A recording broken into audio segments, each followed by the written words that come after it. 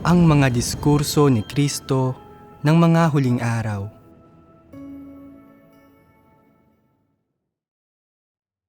Ang tao ang pinakamalaking nakikinabang sa pamamahala ng Diyos.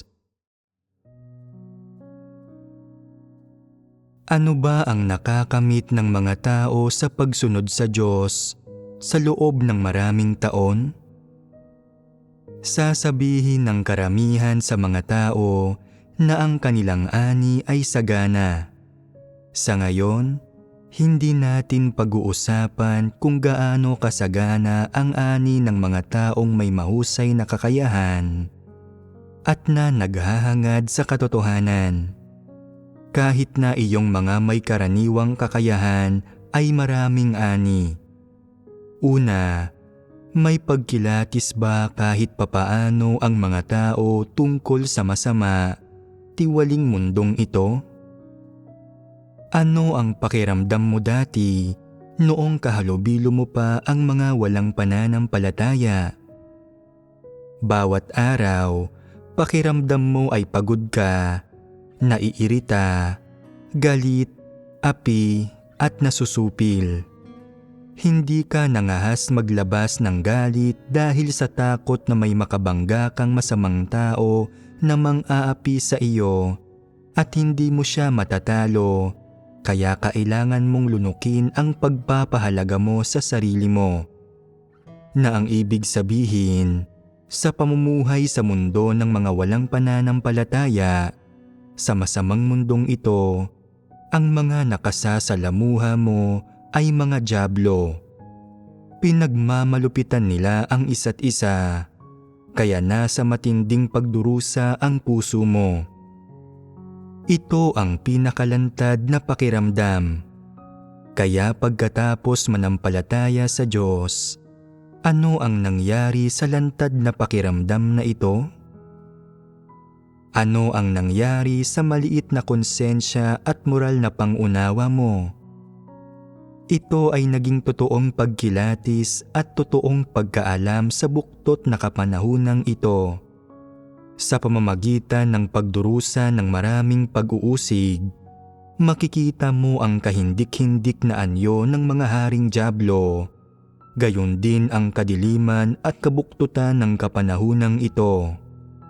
Hindi ba't isa itong ani? Kung hindi ka nananampalataya sa Diyos at hindi mo tinatanggap ang katotohanan, magkakaroon ka ba ng gayong ani? Dati, naramdaman mo lang na paanong palubha ng palubha ang mga tao. Ang hirap isipin. Masasabi mo pa rin ba iyon ngayon? Ngayon, may kaunting kaalaman at pagkilatis ka na sa masasamang tao, sa mga buktot at makamundong dyablo. Gugustuhin mo pa rin bang makisalamuha at makihalubilo sa kanila? Tiyak na hindi mo na gugustuhin. Kung sasabihan kang makipag-ugnayan at makisama sa kanila, mas mabibigla ka at sasabihin mong, ikinalulungkot ko, hindi ko sila matatalo. Lahat ng taong iyon ay nabibilang kay Satanas, napakasama nila. Ano ang bumago sa iyo ng husto? Hindi ba't ito ay ang mga epekto ng salita ng Diyos? Hindi ba't ang palaging pagsasalita kung paano makilatis ang masasamang tao, ang buktot na kapanahunan at ang buktot na kalakaran ay nagpapahintulot sa iyo na makilala ang kapanahunang ito at ang sangkatauhan? Mayroon kang ganitong kaalaman, kaya ayaw mong makisama sa kanila. Ang moralidad at konsensya sa loob mo ay nasusuklam sa mga iyon at nagsisimula kang magkaroon ng pagkilatis. Unti-unti mong nauunawaan ang kanilang kalikasang diwa.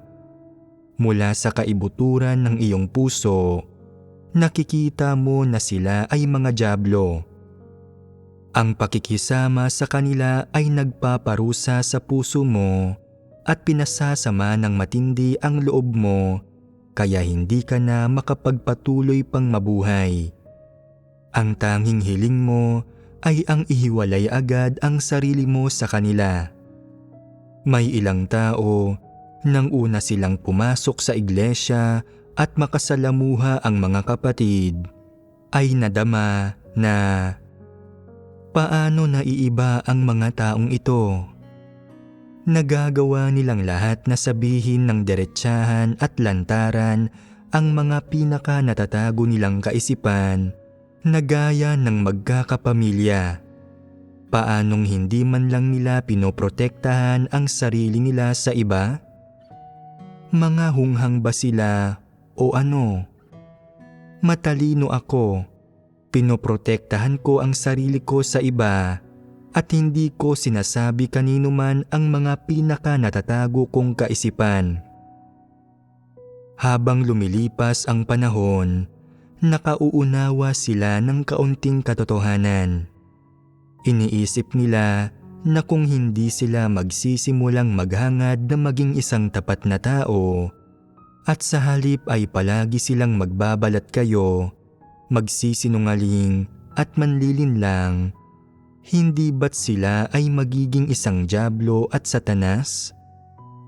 Tiyak na matitiwalag sila. Dapat kong tanggapin ang katotohanan at dapat akong maging isang tapat na tao. Pagkatapos ay sinusubukan nilang buksan ang kanilang puso sa mga kapatid at sabihin ang kanilang mga pinaka natatagong kaisipan. Kapag paminsan-minsan ay nagsasabi sila ng mga kasinungalingan, nagdarasal sila sa Diyos at tinatalikuran nila ang mga kasinungalingan nila at isinasagawa nila ang asal ng isang taong tapat. Palagi silang nagsasagawa ng ganito at isang araw ay nadarama nilang ang pamumuhay ng ganito ay talagang mabuti. Hindi lang sila hindi pagod, hindi rin sila nasusupil, at hindi sila nasasaktan. Malaya at walang inaalala ang mga puso nila at talagang nakadarama sila ng kapayapaan at kagalakan. Pagkatapos ng puntong ito, kaya na nilang ibahagi ng lantaran sa mga kapatid ang lahat ng kanilang kaisipan at ideya. Ang sambahayan lamang ng Diyos ang may kapaligiran ng katotohanan. Doon lamang nakapagpapatupad ng awtoridad ang salita ng Diyos. At doon lamang may dalisay na lupain. Sa sambahayan lamang ng Diyos maaaring magkaroon ng higit na wangis ng tao ang mga tao habang patuloy silang nabubuhay. Kung mayroon ka talagang ganitong mga pakiramdam, hindi mo iiwan ang Diyos sapagkat nakikita mo na ang Diyos ay pag-ibig at nasisiyahan ka sa kanyang pag-ibig. Hindi ito naaarok ng mga walang pananampalataya kapag nakikita nila ang mga tao na nananampalataya sa Diyos at sumusunod sa Kanya sa ganitong paraan. Hindi nila nauunawaan kung ano ang ginagawa ng mga taong ito, kung bakit sila may ganoon kalaking pananalig sa Diyos, o kung bakit nagpapatuloy pa rin silang magtipon sa gayon kahirap na mga sitwasyon. Kahit na paalisin at patalsikin sila, ay hindi nila iniiwan ang Diyos. Nagpapatuloy pa rin sila sa kanilang trabaho ng pagpapalaganap ng Ebanghelyo upang maghanda ng mabubuting gawa. May ilan sa kanila na maaaring hindi mangahas na iwan ang Diyos dahil sa takot. Natatakot sila na magdadala sa kanila ng kaparusahan ng Diyos ang pag-alis nila. Sasabihin ko sa iyo ang katotohanan. Maaari kang umalis na lang nang hindi nag-aalala ang iyong puso. Hindi ka parurusahan ng Diyos. Binibigyan ng Diyos ang mga tao ng kalayaan at ang pinto sa sambahayan ng Diyos ay bukas magpakailanman. Ang sinumang gustong umalis ay maaaring gawin iyon kahit kailan at kahit saan, nang walang mga paghihigpit. Pero kung may taong gustong pumasok muli pagkatapos nilang umalis, hindi iyon ganoon kasimple, sapagkat katumbas iyon ng pagtataksil sa Diyos. Kailangan nilang dumaan sa mahigpit na pagsusuri. Kung totoo bang nagsisi na sila o hindi, kung mabuti ba silang tao o hindi, ay dapat nasiyasatin. Pagkatapos lamang niyon saka sila maaaring tanggapin muli sa iglesia. Pero para naman sa mga gustong talikuran ang Diyos at bumalik sa mundo, ang sambahayan ng Diyos ay hindi kailanman nagkaroon ng paghihigpit. Mayroon bang kahit anong atas administratibo ang iglesia na nagsasabing hindi pinahihintulutang umalis ang ilang tao? Wala kailanman. Pinahihintulutan ng sambahayan ng Diyos ang sinuman na umalis sa iglesia. Kung lilisanin ng isang masamang tao ang iglesia, masaya pa nga ang sambahayan ng Diyos na makita siyang umalis. Subalit may ilang tao na laging gustong ipahayag ang mabubuti nilang intensyon sa mga taong gustong umalis, na nagsasabing, "Hindi ka pwedeng umalis. Mayroon ka pa ring ilang kaloob at kakayahan. May kinabukasan ka pa rin sa iglesia at pwede kang lubos na pagpalain sa hinaharap." May ilang taong may mabubuting intensyon na tinatangkang himukin ang iba sa ganitong paraan, na iniisip na pagmamahal ito. May saysay ba na sabihan ang mga taong manatili ng ganito? Maaari mong mapanatili ang mga tao, pero hindi mo mapananatili ang puso nila. Ang mga hindi nagmamahal sa katotohanan ay hindi makapaninindigan sa sambahayan ng Diyos. Kahit papilitin mo silang manatili, hindi sila taong naghahangad sa katotohanan, kaya anong mga pagpapala ang makakamit nila? Kung sila ay mga tapat na trabahador, ang pagpapala na manatili silang buhay ay hindi maliit.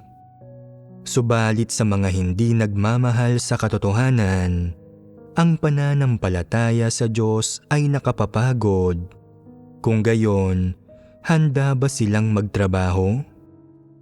Kaya, ang pamamaraang ito ng panghihimok na batay sa mabuting intensyon ay may kaunting resulta sa mabuting tao, pero medyo kahangalan itong gamitin sa isang masamang tao.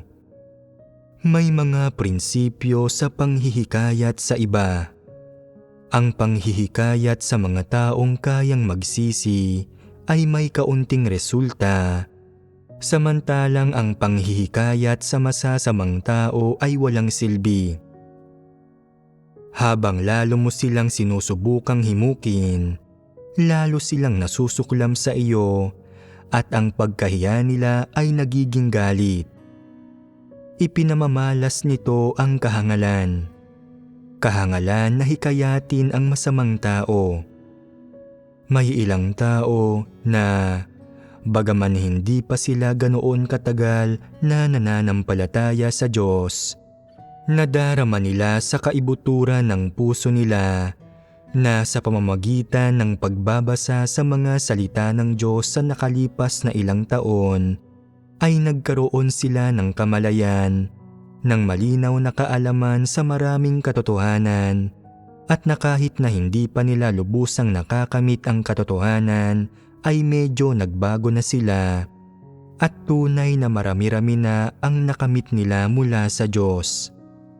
Bagaman kapag hinihingi sa iyong magsalita tungkol sa kaalaman at patotoong batay sa karanasan, ay hindi ka pa rin makapagsalita ng malinaw tungkol dito. Nadarama mo lang na nakasusulong ka sa isang mabuti at positibong direksyon at na hindi ka umaatras sa isang masama o negatibong direksyon. At palagi mong sinasabi sa sarili mo na kailangan kong maging mabuting tao, kailangan kong maging tapat na tao. Hinding-hindi ako pwedeng maging isang mapanlinlang na tao, lalo na maging isang mapagmataas na tagasunod ng kabuktutan na kinasusuklaman ng Diyos. Kailangan kong maging isang taong nakalulugod sa Diyos. Kaya, madalas na pinaaalalahanan at pinipigilan mo ang sarili mo at pagkatapos ng ilang taon, iniisip mo na sa wakas ay kaya mo nang isabuhay ang kaunting wangis ng tao. Mula sa mga pinakatotoong damdamin, karanasan at pagkaunawa ng mga tao, masasabi na ang tao ang pinaka nakikinabang sa gawain ng Diyos habang inililigtas ng Diyos ang tao. Pagkatapos ninyong manampalataya sa Diyos hanggang sa kasalukuyan, ano ang napalampas ninyo? Ilalatag ko ito para sa iyo. Napalampas mo ang magpasasa ng iyong sarili, ang gawin ang anumang magustuhan mo, ang mamuhay ng walang habag, ang mga pagkakataong makapunta sa mga kabaret at inuman para sumayaw, kumanta at magsaya, at napalampas mo ang pagkakataong magpakabusog at magpakalango sa alak sa agos ng kabuktutan. Wala kang ganitong mga araw. Pero higit pa roon, ano ang nakamit mo? Madalas, pakiramdam ng mga tao ay na ang pananampalataya sa Diyos ay nagpapasaya at nagpapalaya sa kanila.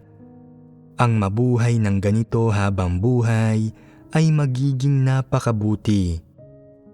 Karamihan sa nakakamit mo ay kasiyahan, kagalakan at kapayapaan. Hindi ba't tunay na pakinabang ang mga ito? Maaaring sabihin ng ilang tao na kahit na medyo pagod ako sa pagtupad ng aking tungkulin sa nakalipas na 2 taon, magaan naman ang pakiramdam ko.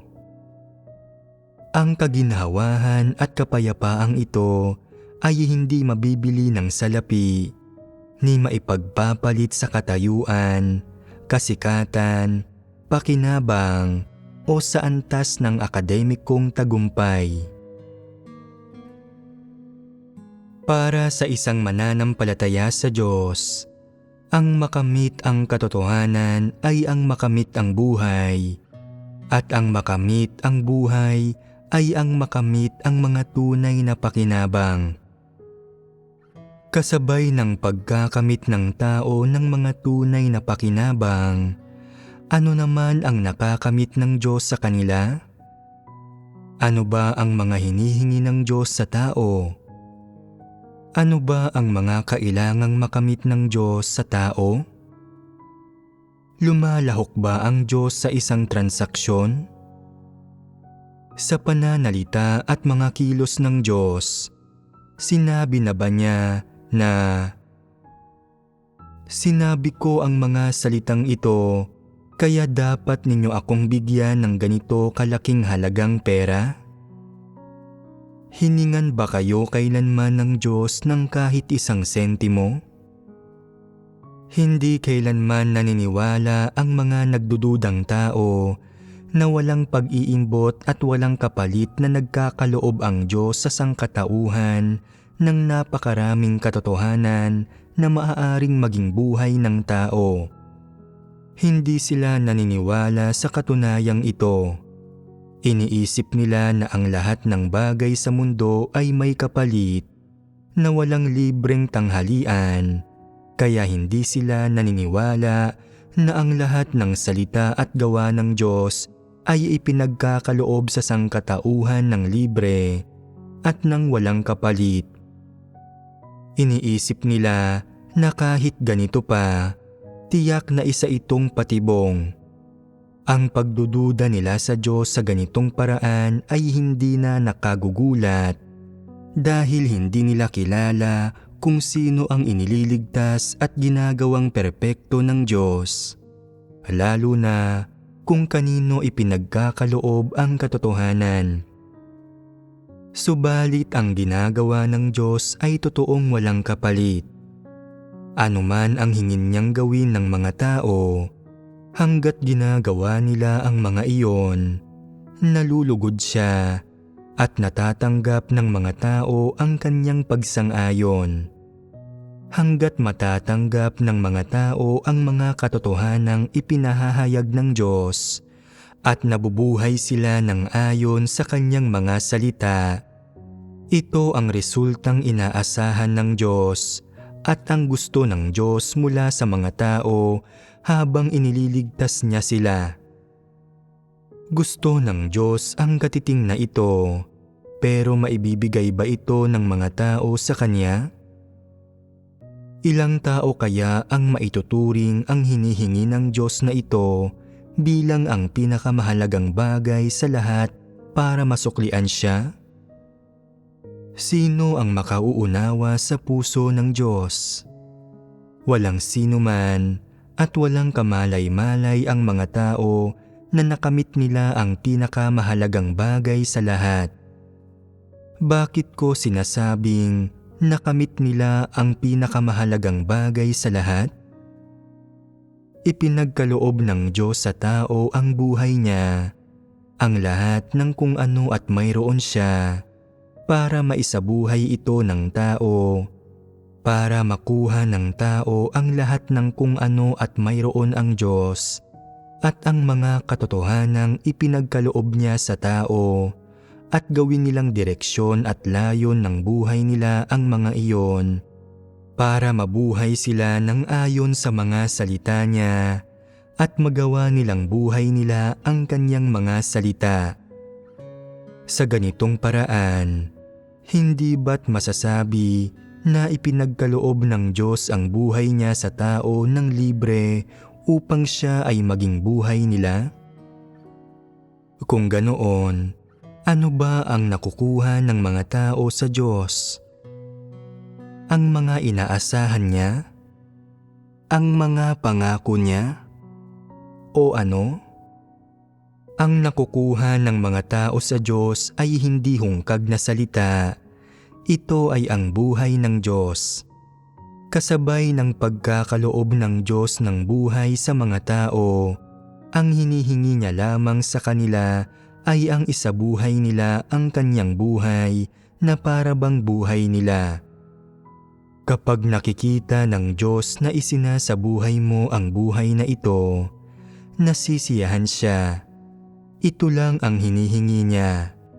Kaya, ang nakakamit ng mga tao mula sa Diyos ay isang bagay na hindi matutumbasan ng anumang halaga, pero kasabay ng pagkakaloob niya sa kanila ng bagay na pinakahindi matutumbasan ng anumang halaga, ay wala siyang nakukuhang anuman. Ang pinaka nakikinabang ay ang tao. Ang tao ang umaani ng napakasagana at ang tao ang pinaka nakikinabang. Kasabay ng pagtanggap ng mga tao sa mga salita ng Diyos bilang kanilang buhay, nauunawaan nila ang katotohanan at mayroon silang mga prinsipyo at pundasyon para sa pag-asal nila, kaya mayroon silang direksyon para sa landas ng buhay nila. Hindi na sila nalilihis o nagagapos ni Satanas, ni nalilihis o nagagamit pa ng masasamang tao. Hindi na sila nadurumihan o naaakit ng masasamang kalakaran. Malaya at walang pag-aalala silang nabubuhay sa pagitan ng langit at lupa, at tunay silang nakapamumuhay sa ilalim ng kapamahalaan ng Diyos. Hindi na kailanman mapagmamalupitan ng anumang masama o madilim na puwersa. Ibig sabihin, Habang isinasabuhay ng tao ang ganitong uri ng buhay, hindi na sila nagdurusa ng pasakit at wala silang mga paghihirap. Masaya, malaya at maginhawa silang nabubuhay.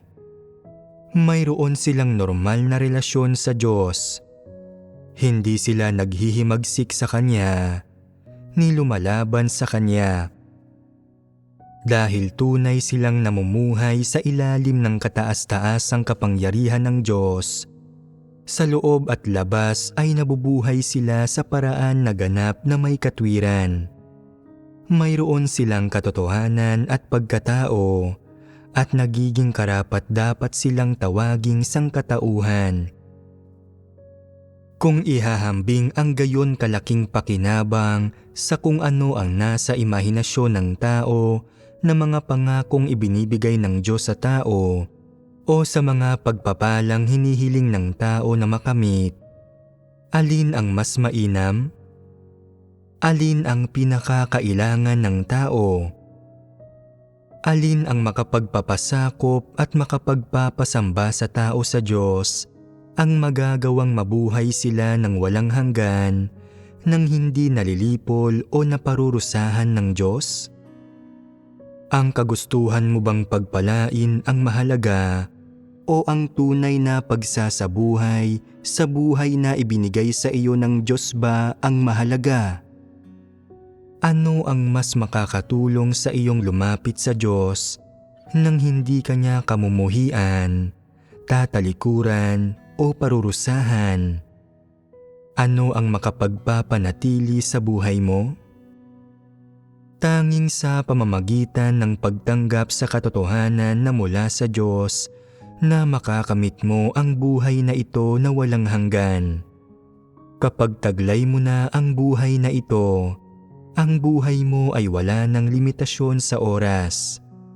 Ito ang buhay na walang hanggan. Ang ibig sabihin nito ay kapag hindi nakamit ng isang tao ang buhay na nagmumula sa Diyos, kailangan niyang mamatay. Ang buhay ng tao ay limitado sa oras. Ang buhay ba na limitado sa oras ay walang hanggang buhay pa rin? Hindi.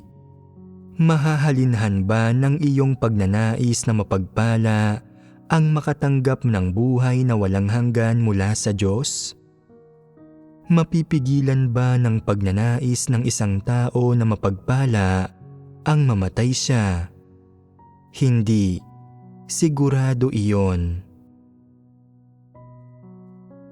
Pumarito ang Diyos para magpahayag ng napakaraming katotohanan. Nakakamit ng mga tao ang buhay mula sa Diyos at nakakamit nila ang buhay na walang hanggan na nagmumula sa Kanya, isang buhay na magpasawalang hanggan.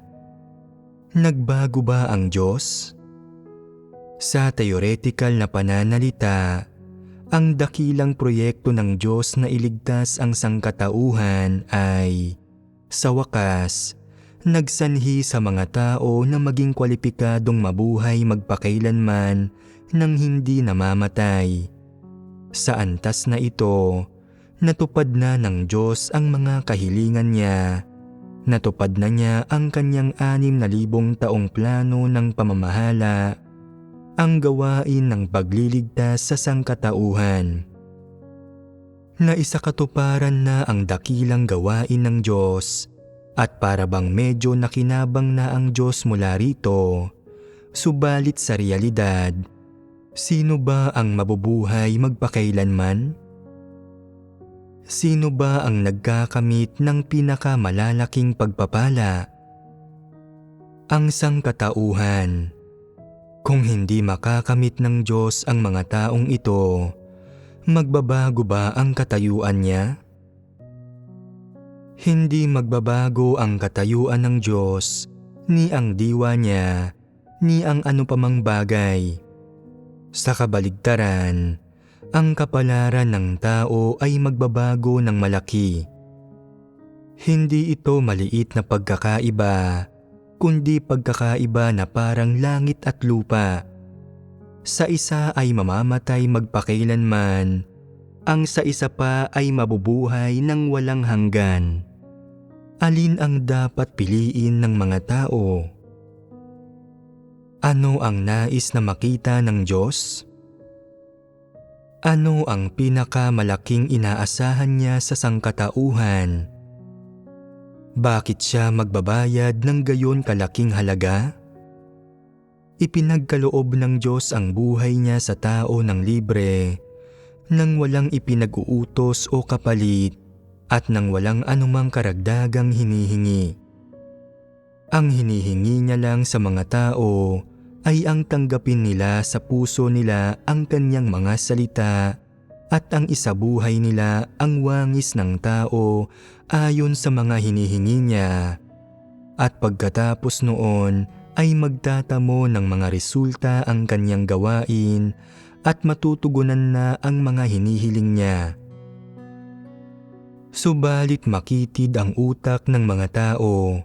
Iniisip nila na sa pagsasabi ng lahat ng salitang ito at sa pagpapakain at pagpapainom ng mga ito sa mga tao at sa paghimok sa mga tao na pumasok dito, sa paghimok sa mga tao na iwaksi ang mga bagay-bagay at naigugol, paghimagsikan at isantabi nila ang kanilang sarili at palagi siyang sambahin, ay maaaring nakakukuha ang Diyos ng malaking pakinabang. Ganito nga ba talaga ang nangyayari? Hindi. Hindi maramot ang Diyos. Libre niyang ipinagkakaloob sa tao ang katotohanan nang walang iniuutos at nang hindi hinihingi sa mga tao na suklian siya. Kung titingnan ang mga bagay na ito, ang parilalabang hindi maramot ang Diyos ay totoo? Ang Diyos ay hindi maramot. Walang pagkamakasarili sa kahit anong bagay na ginagawa ng Diyos. Kahit minsan ba ay may ginawang bagay ang Diyos para lamang sa sarili niya at hindi para sa tao? Wala kailanman. Hanggang sa kasalukuyan, hindi kailanman gumawa ang Diyos ng gayong bagay na malalaman naman ng mga tao sa pamamagitan ng kanilang mga karanasan. Kasabay ng pagbibigay daan ng Diyos sa mga tao na maunawaan ang katotohanan at makamit ang buhay na nagmumula sa Kanya, isinasaayos din niya ang napakaraming sitwasyon, tao, pangyayari, at bagay, at binibigyan niya ang mga tao ng mga nababagay na pagkakataon upang magawa nila ang kanilang mga tungkulin. Para magkaroon sila ng mga nababagay na sitwasyon at kalagayan kung saan sapat nilang mararanasan at mauunawaan ang pagiging totoo ng kanyang mga salita at ang katotohanang nilalaman ng mga iyon. Ginagamit niya ang lahat ng uri ng pamamaraan, gaya ng pagpupungos, pagdidisiplina, mga pagsubok, pagpipino, mga pag-uudyok, at panghihikayat, pati na rin ang buhay iglesia at ang pagbabahaginan, pagsusuportahan, at pagtutulungan ng mga kapatid para tulungan ang mga tao na maunawaan ang kanyang mga layunin, para hindi sila magkamali sa pag-unawa sa puso niya at para tulungan ang mga taong tahakin ang tamang daan. Kasabay ng paggawa ng Diyos sa lahat ng ito, mayroon ba siyang karagdagang hinihingi sa mga tao na hinihingi sa mga taong gumawa ng espesyal na bagay para sa Kanya? Bilang pagbubuod, sa panahon na inililigtas ng Diyos ang mga tao, binibigyan niya sila ng mga sapat na pagkakataon at sapat na espasyo at pinagkakalooban niya sila ng iba't ibang makabubuti at madadaling kalagayan at sitwasyon para mapalago ang bawat tao. Kasabay nito, nililinis niya rin ang bawat tao At sa huli, ginagawa niyang perpekto ang mga maaaring gawing perpekto. Ginagawa niyang perpekto ang mga nagmamahal at naghahangad sa katotohanan. Sa madaling salita, ang lahat ng ito na ginagawa ng Diyos, ito man ay ang mga salitang sinasabi niya sa mga tao, ang gawaing ginagawa niya o ang halagang ibinabayad niya ay ginagawa niya ng walang kapalit. Sa katunayan, ilang taon mang gumawa ang Diyos, gaano man karami sa salita ng Diyos ang kayang maunawaan ng mga tao, gaano man karami sa katotohanan ang maisagawa nila, o gaano man karaming panustos sa buhay ang makuha nila sa Diyos, may sino man ba sa sangkatauhan na kayang makipag-usap ng totoo sa Diyos? Isantabi muna natin sa ngayon ang tungkol sa pag-uusap. Ang hinihinging ito ay medyo mataas para sa inyo sa ngayon. Mayroon bang sino man na talagang nakauunawa sa puso ng Diyos? Huwag na nating pag-usapan pa ang tungkol sa pagpapalugod sa Kanya. Nauunawaan mo ba ang puso niya? Walang sino man ang kaya ito. Sinasabi ng ilang tao na napakadakila ng Diyos at tayong mga tao ay napakaliit. Ang Diyos ay nasa langit at tayo ay nasa lupa. Ang isa sa mga kaisipan ng Diyos ay sapat na sa atin para pag-isipan ng ilang taon. Paano natin siya mauunawaan? Hindi ito madaling makamit at ang pakikipag-usap sa Kanya ay mas lalong mahirap makamit. Kung gayon, ang pagkamit ba rito ay mahirap na bagay? May antas ba ng hirap ito? Saan ba pumapasok ang hirap na iyon? Ang mga kaisipan ng Diyos ay nasa lahat ng salita niya, nasa katotohanang ipinahayag na niya at nasa kanyang disposisyon. Kung ang isang tao ay hindi hinahangad ang katotohanan, hindi nauunawaan ang katotohanan, at hindi kayang makamit ang katotohanan at ang buhay na nagmumula sa Diyos, hindi niya kailanman mauunawaan ang Diyos. Kung ang isang tao ay hindi nauunawaan ang Diyos, hindi siya kailanman makahaharap sa Diyos para makipag-usap sa Kanya, ni magkakaroon ng kakayahang gawin iyon. Ano ba ang ibig kong sabihin sa makipag-usap?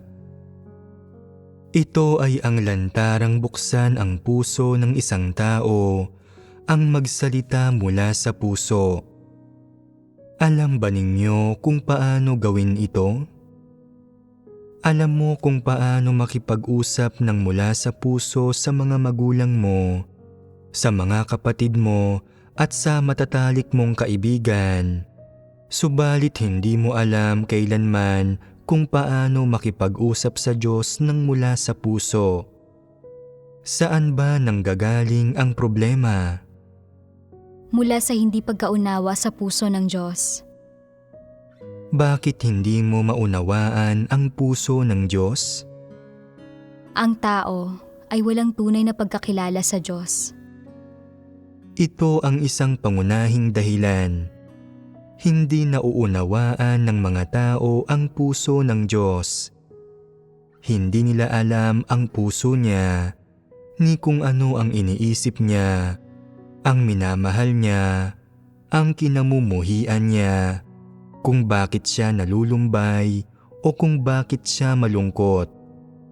Hindi mo mapahalagahan ang mga bagay na ito na nagpapatunay na hindi mo pa natatamo ang katotohanan o ang buhay na nagmumula sa mga salita ng Diyos at na malayo pa rin ang puso mo sa Diyos. Ano ang ibig sabihin kapag ang puso ng isang tao ay malayo sa Diyos? Una, nangangahulugan ito na walang puwang ang Diyos sa puso ng mga tao. Gusto pa rin nilang sila mismo ang maging sarili nilang Panginoon. Ang pagpapatuloy ng gaya nito ay magdudulot sa kanila na magrebelde at lumaban sa Diyos kahit saan, sa lahat ng oras. Tinatalikuran pa nga nila ang Diyos at iniiwan siya. May ilang tao na nahaharap sa sakuna at kalamidad at pagkatapos ay hindi nila naiintindihan ang Diyos at nagrereklamo sila laban sa Kanya. Nagsasabi sila ng mga bagay na humuhusga at tumatakwil sa Diyos. Ang gayong mga tao ay lumalaban at nagkakanuluna sa Diyos. Ito ang katotohanan tungkol sa sitwasyon. Para sa Diyos, mabuti ba o masama kung mamumuhay ang mga tao sa gayong kalagayan? Masama. Bakit ito masama? Hindi ito ang gusto ng Diyos, ni ang inaasam niyang makita. Isang aspekto ito at hindi inaasam ng Diyos na makita ang gayong mga bagay. Kaya ano ang mararamdaman ng Diyos sa kanyang puso? Una, siya ay masasaktan. Kung marami kang inaasahan sa isang tao, at inaasam mong lantaran niyang bubuksan ang kanyang puso sa iyo, pero sa halip ay lumayo siya sa iyo at nagkamali ng pagkaunawa sa iyo, laging nagtatago sa iyo at iniiwasan ka, ano ang iisipin mo? Kahit pa binuksan niya sa iyo ang puso niya at kinausap ka niya, pero ang sinabi niya ay hindi ang gusto mong marinig, ano ang iisipin mo? Hindi ba't mararamdaman mong nag-iisa ka? Una, mararamdaman mong nag-iisa ka at nakahiwalay sa iba, na para bang wala kang mga minamahal, walang mga taong mapagkakatiwalaan, walang makakausap ng mula sa puso, walang mapaniniwalaan o maaasahan.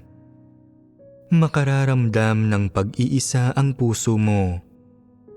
Kasabay ng pagkaramdam mong nag-iisa ka, ano ang iisipin mo? Ano ang mararamdaman mo? Hindi ba't masasaktan ang puso mo? Magiging masakit iyon. Madali bang malutas ang pasakit na ito? Anong mga klaseng bagay ang makababawas sa kirot na ito? Paano mo mababago ang sitwasyong ito? Uubra ba ang pagbitaw mo sa kagustuhang ito at pagkukunwaring hindi mo nakikita ang katunayang ito? Kung gayon, ano ang kakailanganin mong gawin sa huli? Ano ang dapat mong piliin sa huli? Paano mababago ang gayong sitwasyon? May dalawang bagay na maaaring gawin ang Diyos. Maaaring may ibang mga pamamaraan ang tao, subalit tiyak na naiiba ang mga pagpipilian ng tiwaling sangkatauhan kumpara sa mga pwedeng gawing pagkilos ng Diyos. Ang pipiliin ng tao ay, kung hindi ka kikilos ayon sa aking kagustuhan, hindi kita papansinin. Kung hindi po pwede ang taong ito, pipiliin ko na lang ang ibang tao. Kung ang una ay masama, pipiliin ko ang ikalawa. Kikilos ba ang Diyos sa ganitong paraan? Siguradong hindi. Hindi susukuan ng Diyos ang mga bagay na gusto niyang gawin. Kung ganoon, ano ang gagawin ng Diyos? Ito ang bagay kung saan makikita ang walang pag-iimbot na diwa ng Diyos. Una, patuloy na tutustusan ng Diyos ng walang kapalit ang mga pangangailangan ng tao, kabilang na ang mga pangangailangan ng kanilang buhay at espiritu, pati na rin ang mga pangangailangan ng kanilang mga sitwasyon at iba pang mga pangangailangan. Dagdag pa rito, gagawin ng Diyos ang ikalawang bagay na ang siyang ginagawa na niya sa nakalipas na ilang libong taon. Naiisip ba ninyo kung ano iyon? Ang maghintay. Ano pa? Patuloy na maghihintay ang Diyos at patuloy niya silang gagabayan. Tila mayroon na kayong kaunting pagkaunawa ng ganitong takbo ng pag-iisip. Tama iyan. Maghihintay siya. Hindi pipili ang Diyos ng ikalawang pamamaraan, ang tumakas man o sumuko o ang bawasan ang kanyang kalungkutan. Kasabay ng libreng pagkakaloob niya ng mga panustos sa buhay sa sangkatauhan, naghihintay din siya ng walang kapalit. Ito ang ginagawa niya. Gaano kabuti niyang ginagawa ito? Kung gagamitin ang mga salita ng tao, hindi ba talagang kahanga-hanga ang Diyos?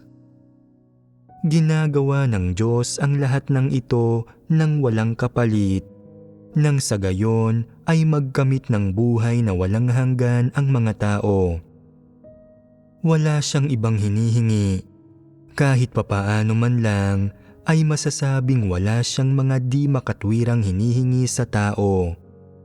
Kasabay ng pagkakaloob ng Diyos sa tao ng lahat ng ito, walang kapalit at unti-unti niyang ibinibigay sa tao ang kanyang pinakaiingat-ingatan at pinakamahalagang bagay, na ang bagay na pinaka-nararapat pahalagahan at pagkaingatan ng tao. Habang nakakamit ng mga tao ang lahat ng bagay na ito, nagkakamit sila ng kasiyahan, kapayapaan, isang pundasyon para sa pananatiling buhay at pag-asal ng tao at ang pinakamalalaking pakinabang na maaaring makamtan. Subalit kasabay ng mga ito, may sino man ba sa mga taong ito ang nakaisip sa Diyos? Naisip ba nila kung ano ang kanyang ginagawa at iniisip? Hindi nila naisip ito, hindi ba? Habang nakakamit ng mga tao ang lahat ng ito, may nagtatanong ba sa sarili nila na ano ba ang ibinigay namin sa Diyos bilang kapalit ng lahat ng kanyang ipinagkaloob sa amin? Ano ba ang napapala sa amin ng Diyos? Kapag nagkakamit kami ng kagalakan at kasiyahan, masaya kaya ang Diyos? Maaaring hindi ito itanong o isipin ng mga tao. Kapag nagbabahaginan ang mga tao tungkol sa mga salita ng Diyos at nababalot sila ng kasiyahan at katuwaan, may nakaisip ba sa kanila sa Diyos? Hindi sila nag-iisip. Hindi sila kailanman nag-isip at hindi nila alam kung paano mag-isip. Wala sa puso nila ang mga gayong bagay.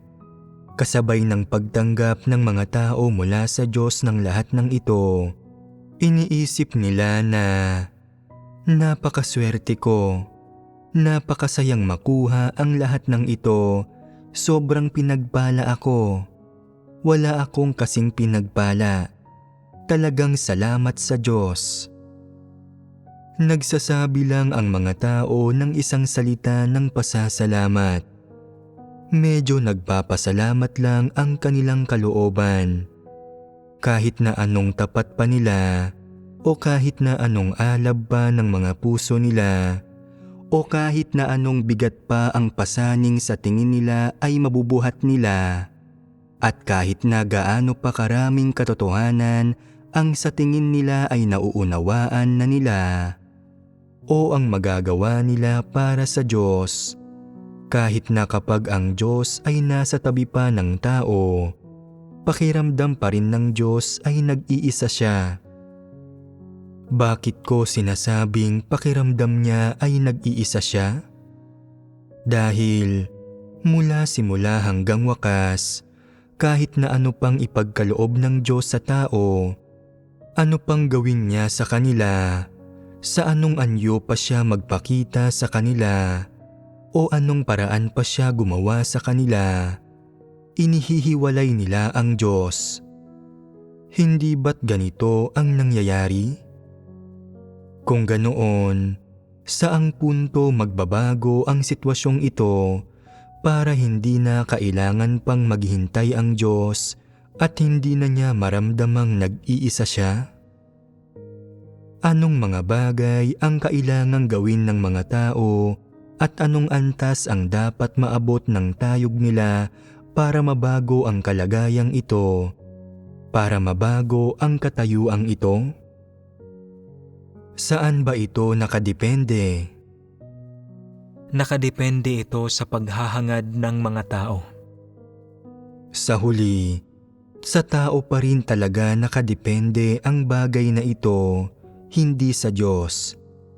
Gaya ng sinabi ko, kapag kayang makipag-usap ng tao ng harapan sa Diyos nang mula sa puso, at kapag hindi malayo ang kanilang mga puso, kapag kaya nilang makipag-usap sa Diyos at maunawaan ang kanyang puso, kapag alam nila kung ano ang kanyang iniisip at kung ano ang gusto niyang gawin, kung ano ang gusto at kinamumuhian niya, kung bakit siya malungkot at bakit siya nalulugod, hindi madarama ng Diyos na nag-iisa siya. Kung magagawa ito ng mga tao, talagang matatamo na sila ng Diyos. Ito ang tunay na ugnayang gustong makita ng Diyos sa pagitan niya at ng tao. Naiintindihan mo ba? Madali bang maintindihan ang puso ng Diyos? Kapag masigasig mong binabasa ang salita ng Diyos at buong sikap mong isinasaalang-alang at dinaranas ang bawat salita at bawat katotohanang ipinahayag niya, unti-unti mo nang mapapasok at mauunawaan ang puso ng Diyos.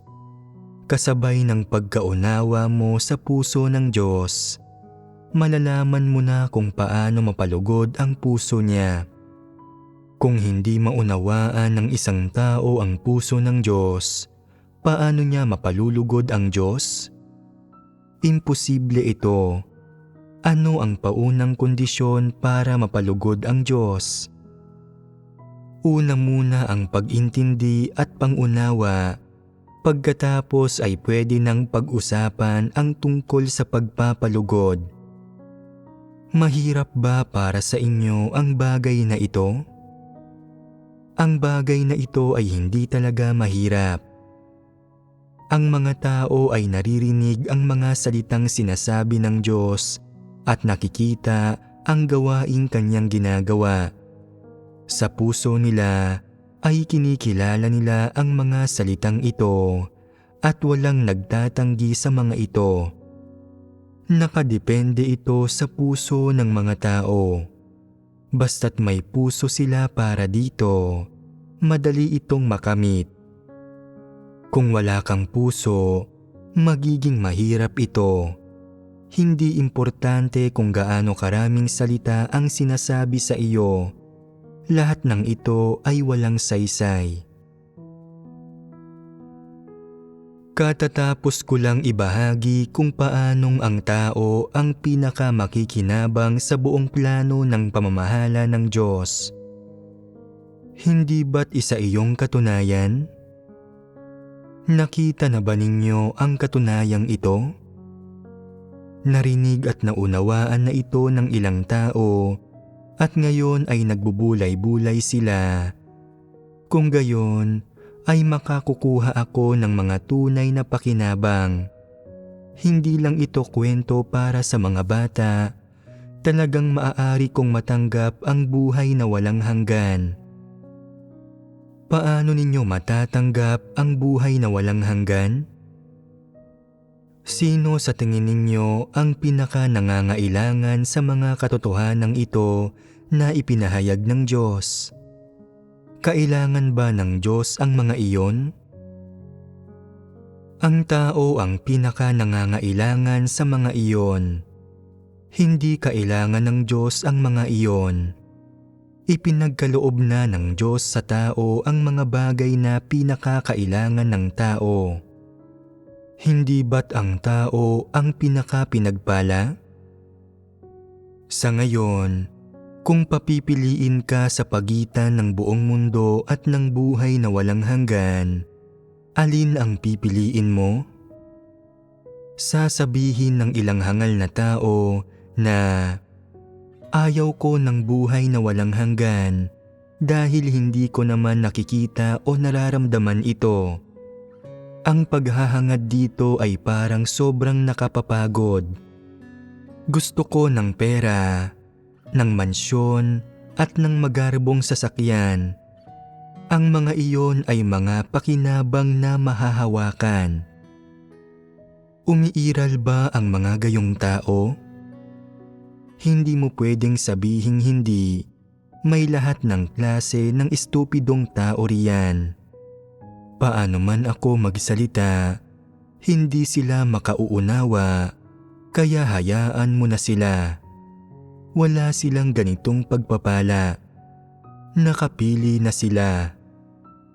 Sa huli, makakamit mo kung ano ang pipiliin mo. Dapat maging responsable ka para sa mga sarili mong pinipili. Dapat mong panagutan ang mga sarili mong pinipili. Kung buhay man ito o kamatayan, ay nakadepende iyon sa landas na pinili mo. Kung gusto mong lumaban sa Diyos hanggang sa wakas, nasa daan ka papuntang kamatayan. Kung sasabihin mong, mamumuhay ako sa pamamagitan ng pagsunod sa landas na itinuro sa akin ng Diyos, mabubuhay ka ng palagian. Mangyayari ito. Bawat salita ng Diyos ay matutupad at magiging totoo. Hindi iyon maipagkakaila. Sinasabi ng ilang tao na, paanong hindi ko alam ang bagay na ito? Kung hindi mo alam at sinabi ko sa iyo, hindi mo ba ito alam? Sinasabi ng iba na, kahit na narinig ko na ito, hindi pa ito nakikita ng sarili kong mga mata, kaya iniisip ko pa ring hindi ito totoo. Kung gayon, ay wala nang magagawa pa. Kung walang pananalig ang isang tao, hindi siya maniniwala kahit pa makita ito ng dalawa niyang mata. Ang mga walang espiritual na pangunawa ay hindi nakaaalam. Kahit na makita pa nila, hindi pa rin nila mauunawaan. Kahit na marinig pa nila. Ang mga may espiritual na pangunawa at nakauunawa sa katotohanan ang makakikita na naisasagawa at natutupad bawat araw ang salita ng Diyos. Kung naniniwala ka na isinasagawa ng mga salita ng Diyos ang lahat ng bagay, na ang Diyos ay makapangyarihan sa lahat, na ang lahat ng salita niya ay matutupad, dapat mong hangarin ang katotohanan. Kung nakikita mo na ang mga salita ng Diyos ay natutupad at naisasagawa sa iyo, magkakaroon ka na ng pananalig sa Kanya. Makatitiyak ka na ang mga pangako at pagpapala ng Diyos sa iyo ay tiyak na hihigit pa sa mahihingi o maiisip mo.